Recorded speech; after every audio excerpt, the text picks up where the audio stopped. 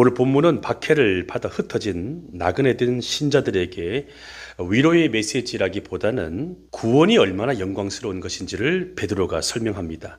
성경에서 말하는 구원은 단순히 죽어서 천국에 가는 그런 티켓만을 의미하지 않습니다. 성경이 말하는 구원은 지금 여기에서 누리는 하나님 나라의 통치를 말합니다.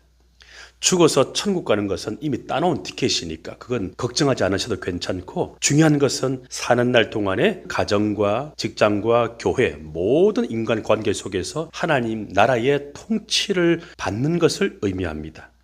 우리는 하나님께 통치를 받든지 마귀에게 통치를 받든지 둘 중에 하나입니다.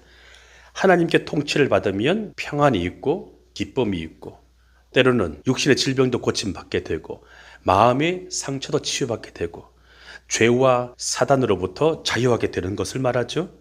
베드로는 예수의 부활이 내 부활이 되는 산 소망을 통하여 하나님 나라의 통치를 얻는 놀랍고 영광스러운 구원을 10절과 12절에서 세 부류의 정인을 통하여 설명합니다. 첫째, 구약의 선지자들이 나오죠. 이들은 장차 임할 그리스도의 고난과 영광을 이미 예언하였고 부지런히 연구하고 살폈다고 설명합니다.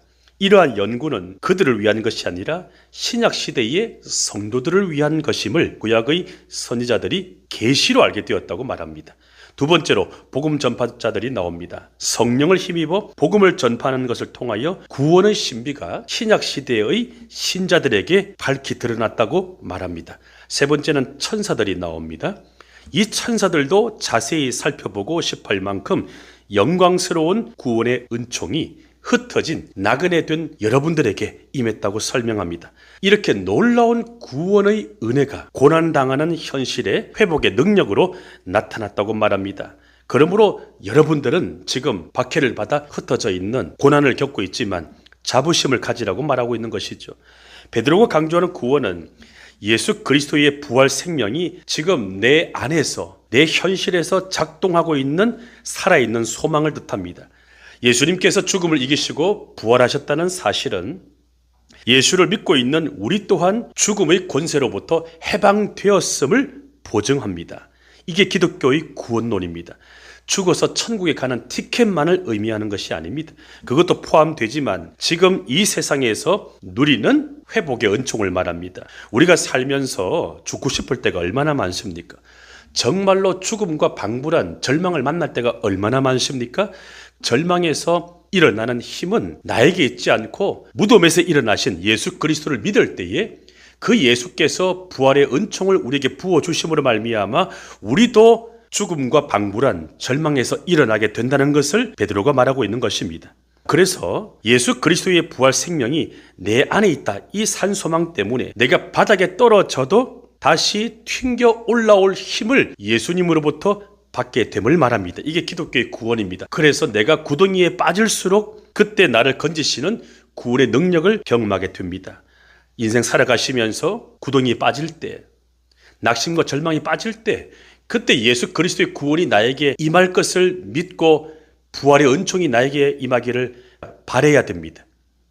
자, 우리는 처음에 예수를 믿을 때 처음에 한 3년 동안은 너무 행복하고 너무 즐겁습니다. 기적도 많이 경험합니다. 초신자 때는 그러하죠. 그러다가 그 이후에 영적인 권태기가 오면 십자가의 고난을 경험하게 됩니다. 두 젊은이가 사랑하여 결혼하게 되면 사랑의 호르몬이 18개월에 36개월 나옵니다. 그때 아기를 갖게 되죠. 그 이후에는 호르몬이 안 나오죠. 그러니까 많은 부부가 결혼하고 나서 권태기를 경험하게 되고, 그 권태기가 언제까지 갑니까? 그 광야를 잘 넘겨야 되는데 십자가의 고난으로 끌어안고 부활에 이르게 되면 두 부부가 영적 권태기를 뛰어넘어서 영혼의 친구로 맺어집니다. 젊은 신랑 신부가 만났을 때는 이 육체적인 생물학적인 사랑의 호르몬으로 사랑하지만 권태기를 잘 넘기고 십자가의 고난으로 끌어안고 마침내 부활에 이르게 될 때, 예수의 부활이 내 부활되면 그때는 상대방을 너무나 사랑하게 되는 영혼의 친구로 맺어지게 되죠. 이것이 자녀에게 줄 수 있는 선물이에요. 자, 그래서 이 십자가의 고난을 겪을 때 예수 부활이 내 부활로 이르게 되려면 무엇이 필요할까요? 자, 예수의 십자가가 내 십자가이고 예수의 부활이 내 부활임을 기독교는 믿고 있습니다. 십자가와 부활 사이에 무엇이 있었습니까? 우리가 사도신경을 고백하지 않습니까? 무엇이 있었죠? 예수의 무덤이 있었죠. 예수께서 십자가에서 죽으시고 무덤에서 며칠 만에 일어나셨죠? 사흘 만에. 즉 예수님도 죽으시고 나서 3일 동안은 옥에 가서 복음을 전파하시고 지옥과 방불한 죽음의 터널을 지나오셨습니다. 예수님께서는 죽으시고 나서 무덤의 흔적이 있었습니다. 나도 주님과 함께 죽고 난 뒤에 무덤의 흔적이 있어야만 예수의 부활이 내 부활로 다가오게 됩니다. 내가 죽었음을 배우자가 인정하고 자식이 알고 모든 사람들이 알아야 됩니다. 이 개척교회는 누가 십자가에서 죽었는지 안 죽었는지, 무덤이 있는지 없는지, 부활이 이르렀는지 이르지 않았는지를 알아요, 몰라요?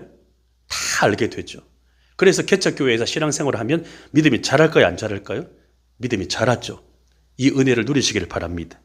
하지만 견디기 힘들어서 뛰쳐나갈 수도 있습니다. 왜냐하면 내가 십자가에서 죽어야 되고 무덤이 있어야 되니까 그것을 인정하지 못하는 이 거짓 자아에 의해서 자꾸만 감추고 포장하면서 뛰쳐나갈 수가 있는데, 우리 더 새로운 교회에 나오는 신자들은 모두 다 예수의 십자가를 나의 십자가로 끌어안고 무덤을 지나 예수의 부활이 내 부활 될 수 있기를 주의 이름으로 축원합니다. 자, 우리가 현실에서 겪고 있는 실패와 좌절과 배신과 추락과 질병과 상처, 가난과 채무의 절망, 이 모든 것들이 무덤처럼 다가와서 남들이 볼 때 내가 죽었고 남들이 볼 때 나를 기억조차 하지 못해도 십자가에서 내가 죽은 것이 사실이고 무덤이 있다는 것이 사실이라면 그 다음에는 예수께서 무덤에서 일어나신 것처럼 나와 함께 그 무덤의 절망에서 일어나게 될 것입니다. 이것을 믿을 때에 우리에게 무엇이 있다고요? 산소망이 있다고 말합니다. 베드로는 신자가 구원의 은총을 깨달았다면, 산소망의 구원, 이것을 깨달았다면 삶의 태도를 결정해야 한다고 말합니다. 그래서 13절에서 베드로는 구원받은 성도의 세 가지의 무장을 제시합니다. 첫째, 마음의 허리를 동이라고 말합니다. 이 말은 무슨 말일까요? 당시 유대인들의 옷은 이 통으로 된 긴 형태였습니다. 평소에는 편하게 늘어뜨리지만 싸움을 하거나 일을 하거나 먼 길을 떠날 때에는 허리띠를 꽉 조여 메어서 걸어 다닐 때 활동에 방해받지 않게 했습니다. 즉 이 말은 언제든지 하나님의 통치에 응답할 준비가 되어라, 이런 말입니다. 언제든지 하나님이 부르시면 떠날 준비가 되어라, 언제든지 기도할 준비가 되어라, 이런 말입니다. 우리의 마음은 가만히 내버려 두면 중력처럼 바닥으로 떨어집니다. 자, 중력이 있어서 이걸 놓으면 어떻게 될까요? 툭 떨어지죠. 우리의 마음도 죄와 사단이 중력처럼 우리를 막 끌어당깁니다. 끌어당기면 자, 가만히 있으면 바닥으로 떨어집니다. 그래서 날마다 날개짓을 해야 돼요. 말씀과 기도로 날마다, 말씀과 성령으로 날마다 날개짓을 해야만 중력을 이기고 하늘로 비상하게 됩니다. 그래서 가만히 있으면 새벽에 기도하지 않고 혹은 새벽에 기도하지 못하면 저녁에 기도하지 아니하면 100%입니다. 그냥 바닥으로 떨어져서 걱정, 잡념, 나태함, 피해의식이라고 하는 긴 옷자락에 우리가 걸려 넘어지게 됩니다. 두 번째로 근신하라, 이 말은 어떤 말일까요?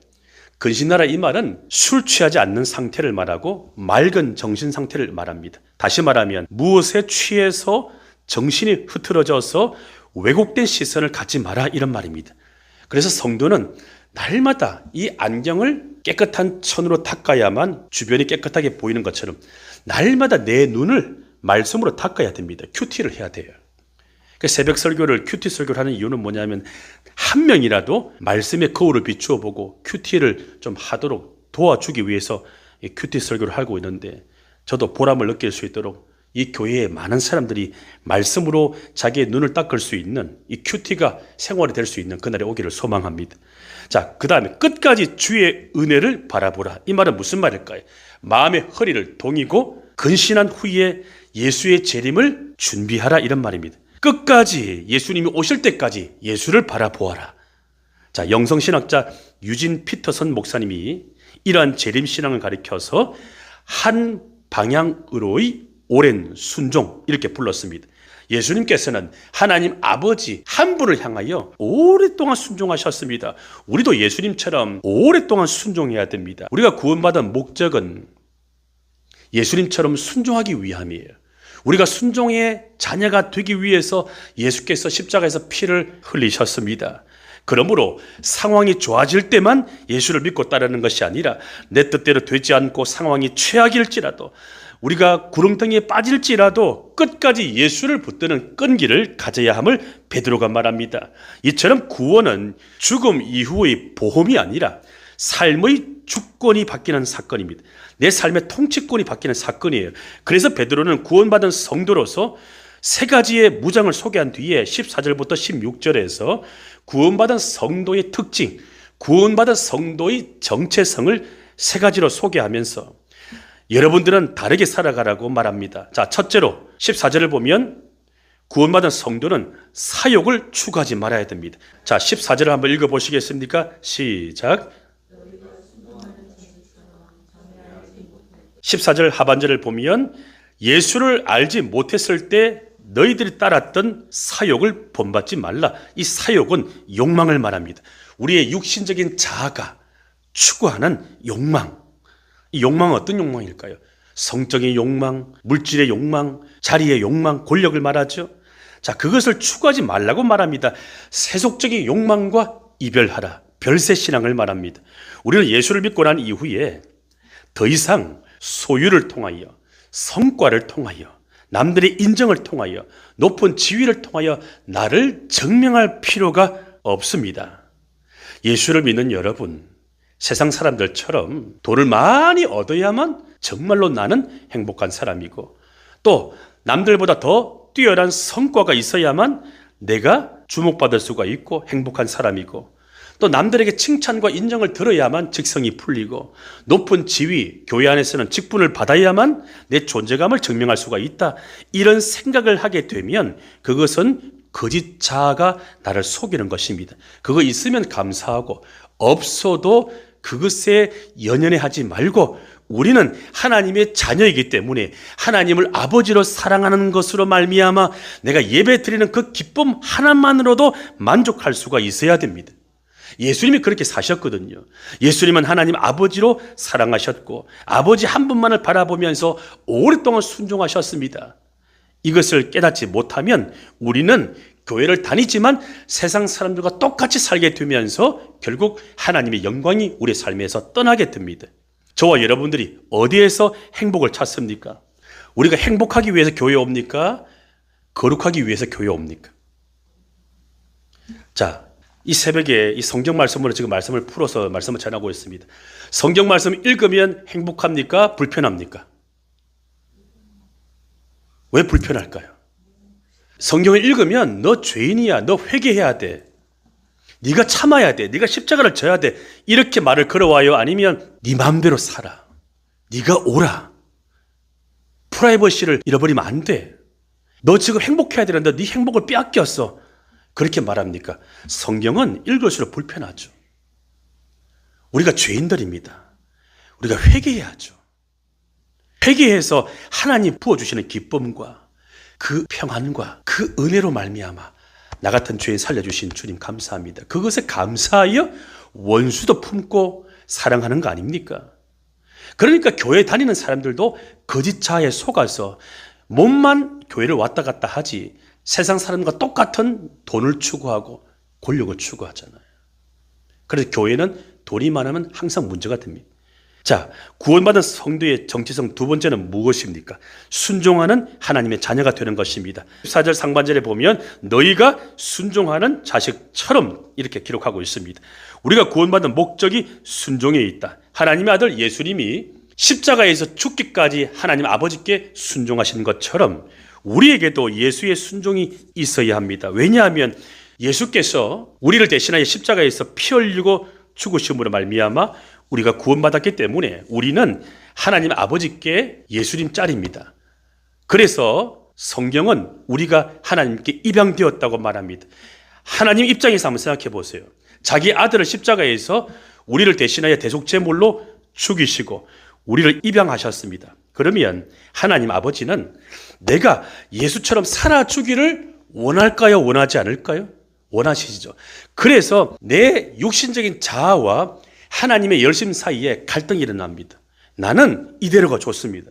나는 이렇게만 살고 싶습니다. 더 예수 잘 믿고 싶지 않고 십자가 지고 싶지 않고 예수의 부활, 내 부활 되기를 원치 않습니다. 나는 이렇게만 살고 싶은데 하나님이 끊임없이 하나님이 열심에 의하여 우리를 끌고 갑니다. 어디까지 끌고 갑니까?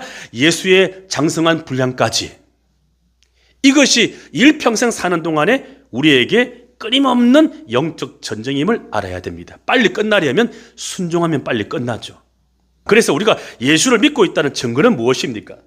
내가 예수 믿고 돈 많이 벌고 출세했다, 이거 간증하는데 그게 예수 믿는 증거가 아닙니다. 예수 믿고 내가 장로가 되었습니다, 목사가 되었습니다, 이 직분 자랑하는데 그것도 예수 믿는 증거가 아닙니다. 무엇이 예수 믿는 증거일까요? 순종입니다.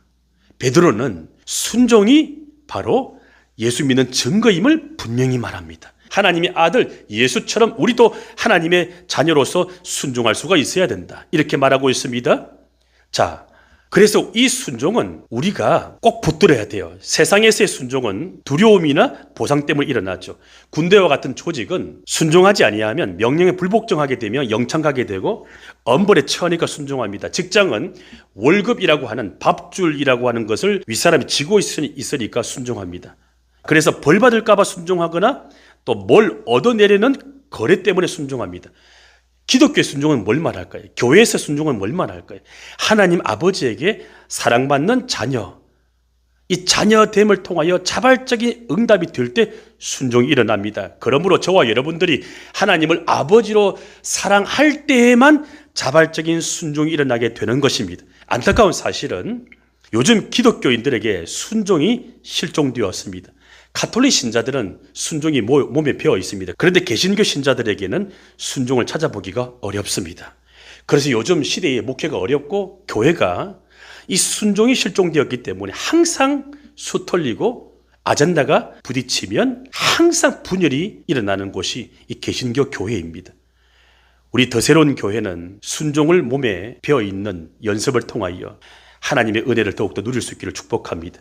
구원받은 성도의 정체성 세 번째는 거룩한 행실입니다. 자, 15절 16절 같이 한번 읽어봅니다. 시작. 오직 너희를 부르신 거룩한 이처럼 너희도 모든 행실에 거룩한 자가 되라. 기록되었으되 내가 거룩하니. 자, 베드로는 거룩함의 기준을 이웃이나 세상이 아니라 하나님이라고 강조합니다. 기독교 신앙의 본질은 거룩인데 이 거룩을 위해서 사람을 따르지 말고 세상의 시스템을 의존하지 말고 오직 거룩하신 하나님을 닮아서 세상과 구별된 삶을 살라고 가르칩니다. 거룩의 뜻은 구별하다, 이런 말이죠. 다시 말하면 우리가 교회를 다니고 있고 예수를 믿는 사람이라면 내 삶의 방식, 의사결정 방식, 이것이 세상과 달라야 한다는 것입니다. 그런데 오늘날 한국 교회 얘기할 것 없이 나를 한번 보십시오.